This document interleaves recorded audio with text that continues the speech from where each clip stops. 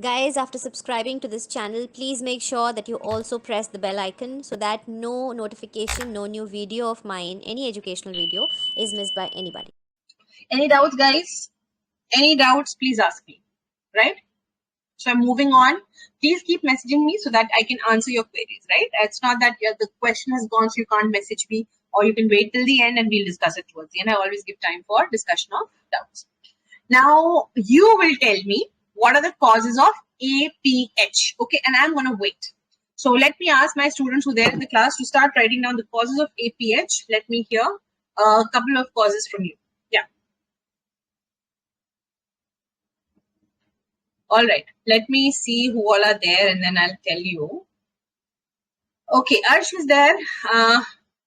Please answer. Arsh, Yogini, yes, you people are real brilliant people. I have a lot of expectations from Arsh, Yogini, Meghna. All my favorites are there. So then please answer.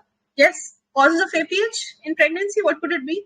There are a couple of causes in, if I wake you up in your sleep, you'll be able to answer, isn't it? Okay, PIH, one of them. Yes, correct. What else?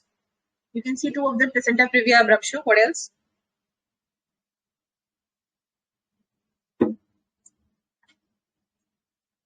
Twins, bleeding, PV. Okay.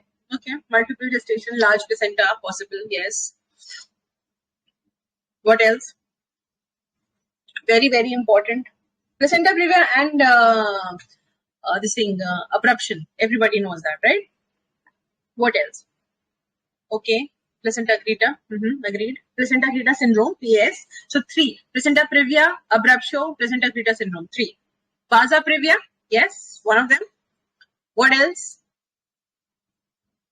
Then local causes. What if there is cervicitis associated with pregnancy? Polyp associated in pregnancy? Trauma associated with pregnancy? These can cause antepartum hemorrhage. There could be any reason. Recently, today only, I saw a patient who came actually with a complaint of similar APH at 28 weeks. And we were not understanding why could she have a spotting in this thing pregnancy. So I sent her for an ultrasound first. Okay, I didn't see the patient first, actually. One of my seniors did. She sent her for an ultrasound. Ultrasound said that the placenta is upper segment. I was expecting it to be in the lower segment or retroplacental hemorrhage or something. That was not the case. So I saw her locally. There was a lot of inflammation and infection in the vagina. Cervix was, vascular and angry looking cervix, and she was having a lot of discomfort when I was trying to examine, and that means she was having a local infection. It was bleeding on touch. So there's a local cause, isn't it? Okay, great. Good answers. So here are the local causes, okay? So how do you manage placental abruption at 34 weeks? Now quick. Skeleton of this answer can be easily framed, and I'll tell you how. A placental abruption. If there is a placental abruption at 34 weeks, how will you manage this patient? It's very easy. And, you can write a lot, but the skeleton is, very, very simple. It's 2-3 points. So, yeah, come on. The most important thing to manage in a patient with placental abruption, the first thing to see in a patient with a placental abruption, close your eyes and there is a patient, somebody has come, the sister has come to you, oh my God, doctor, there's a patient who's come, she's bleeding for vagina and she's 34 weeks. What's going to be in your mind? The first thing that you will ask her. She's already told you the gestational age, okay? What will be the first question that you will ask her? That is going to be the first point that you will write down. Exactly. What is the maternal condition? What are our vitals? Because if mother is hemodynamically unstable, we are not going to see anything else, not the fetus, not the gestational age, nothing, the steroids, nothing. We will just take her up and deliver her, whatever be it.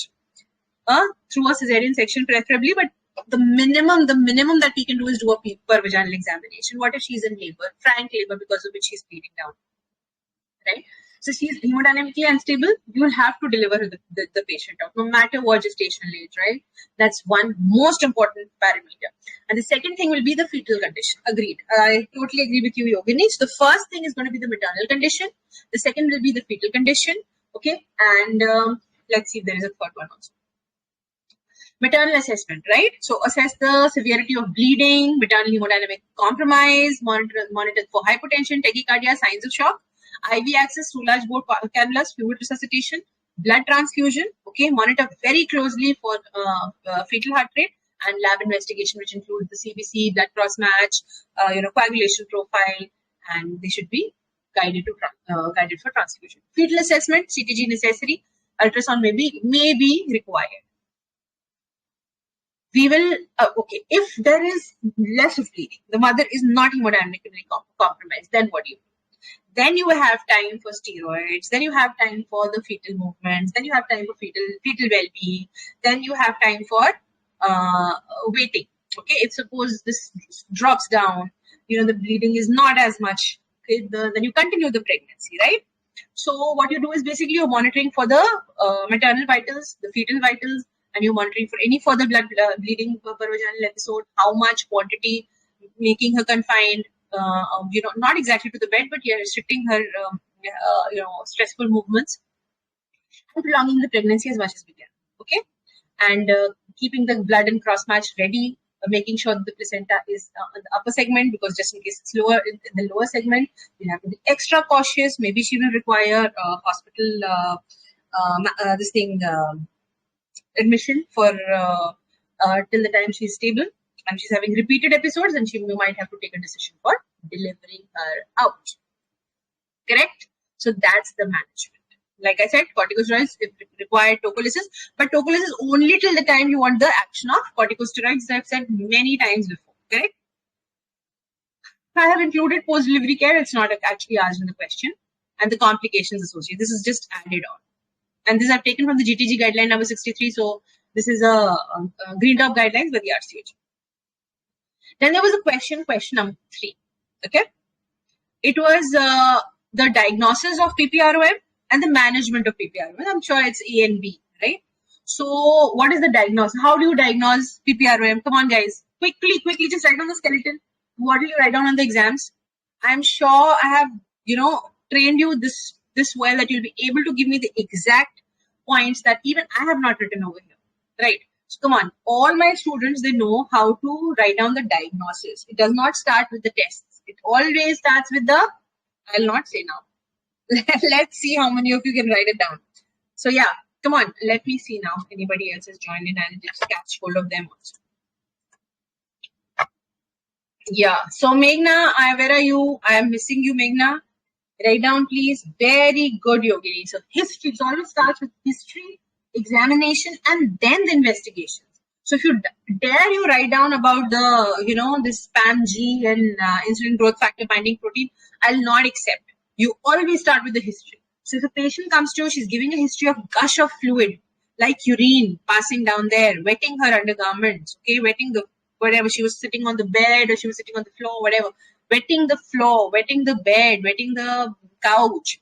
Very diagnostic of PPROM. Okay? Pain in abdomen or not, bleeding PV or not. Fetal movements. These things are you going to be asking her. So these are the, the history is very, very important. Then you go for examination, whether you can see the liquor coming out or not. Very, very characteristic. If you can see it, no need of PAMG and no need of IGF.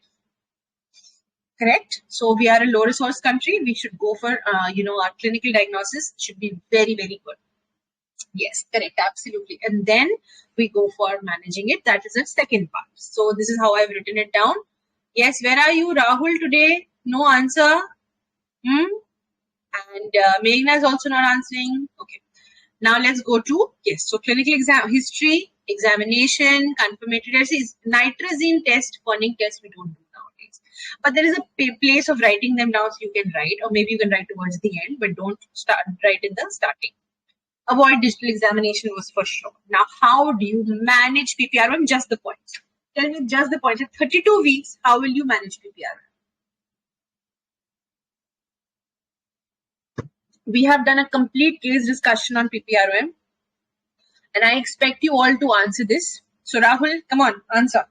How do you expect to manage a case of PPROM? There's a patient who's come with leaking, frank leaking, it's leaking. And she's just 32 weeks and she's asking you what to do now, doctor. Am I now ready for delivery? How long will you carry me forward? What are the dangers to me and my baby? How will you manage me? What will you answer? So the first thing you'll give will be steroids. Okay. The second things that you will be giving will be antibiotics. Correct. But at the same time, you will be watching her for chorioamnionitis, development of chorioamnionitis. That's the only indication, one of the many indications. Of course, she goes into labor or she has, fetal distress. These are other things. But if she does not go in labor, she does not have fetal distress, then in that case, only one thing will lead you to delivery, and that will be the development of signs and symptoms of chorioamnionitis, right? Excellent. Okay, now good, Rahul, very good. Thank you so much for answering. Now, magnesium sulfate, guys, let me tell you, I had said that before, and I'll say that again. Magnesium sulfate is usually given to the patient when she goes in active labor. A case of PPROM, unless and until you've decided for a delivery, you do not give magnesium sulfate. Okay? The reason being, we do not know when to stop. When do you stop magnesium sulfate? 24 hours after the delivery, correct? So how long will you give magnesium sulfate? And what if I give it today, but maybe she has not delivered for 2 weeks to come? Then in that case, what is the effect of giving magnesium sulfate? So these are a few things because of which magnesium sulfate should be given when the patient actually goes in labor. In that case, you will know how long the magnesium sulfate is to be given, right? Yeah. So, and many times these people, she's come to you with PPROM at 32 weeks, right? What if she goes in labor at 36 weeks? So what if she carries on for 2-3 weeks like this? I have had patients, okay? I've carried them forward till 35 weeks max. And 35 weeks where you don't need magnesium sulfate. Why have you given her at 32 weeks? Cytotoxic agent. Okay, so there's no recommendation of giving magnesium sulfate immediately at the time of, diagnosis of PPROM. Yes, if this PPROM continues, you are continuously monitoring this patient, and she's not, she's going towards PPROM or she's going towards normal labor. Yeah, you can give magnesium sulfate and deliver out the baby.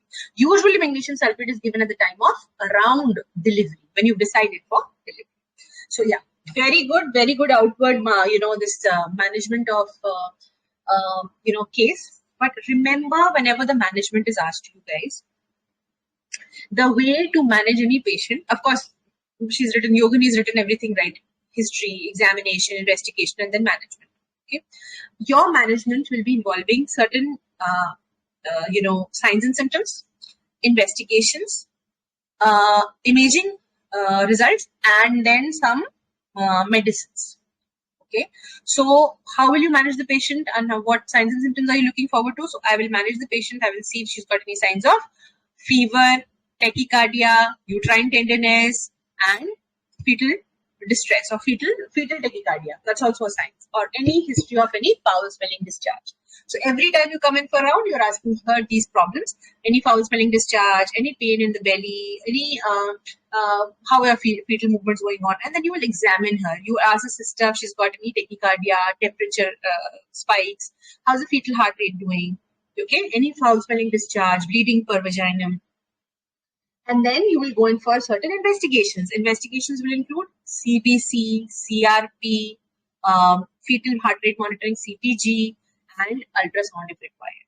So if the liker is decreasing day by day and you are not feeling safe, then you will do a shared decision making with the patient. Correct? And then, of course, these are the investigations. Now you come to the imaging modality, which I told you ultrasound is important. And then you come to the medicines. Medicines are steroid cover, erythromycin, if required, tocolysis, if required. Not a must. And that's it. Mostly that's it. Not magnesium sulfate. For now, I'll not say her, right? Yeah, of course, when she's around delivery, even at 32 weeks, she goes in labor, give her magnesium sulfate and deliver out the baby. Involve the multidisciplinary team. Involve your senior consultant. It's going to be a consultant-led delivery. So involve a neonatologist, involve your superiors, which is what I've written. So the idea is for expected management, you can go till 37 weeks. Okay. She can be sent home also. Yeah. This is according to the guidelines. She can be sent home, but she'll be asked to be in direct touch 24/7. Emergency services are available for her. The moment she feels that there is a pain down there, fetal movements are not fine, she's developing fever, or her discharge has become smelly, immediately she has to come back. Corticosteroid administration, antibiotic prophylaxis, erythromycin preferably. See, that's the dose for 10 days. Absolutely. And magnesium sulfate for neuroprotection when she goes in labor. See, administered before delivery. Okay. Tocolysis if required. Indications for delivery. See, fever, uterine tenderness, foul smelling discharge, immediate delivery is recommended. Agreed? Yeah, normal labor, normal delivery or cesarean section, such patients usually go in normal, normal labor. But if imminent delivery is not anticipated and she's having complaints of, she's showing signs and symptoms of chorionitis or fetal distress, you can take her up for cesarean section.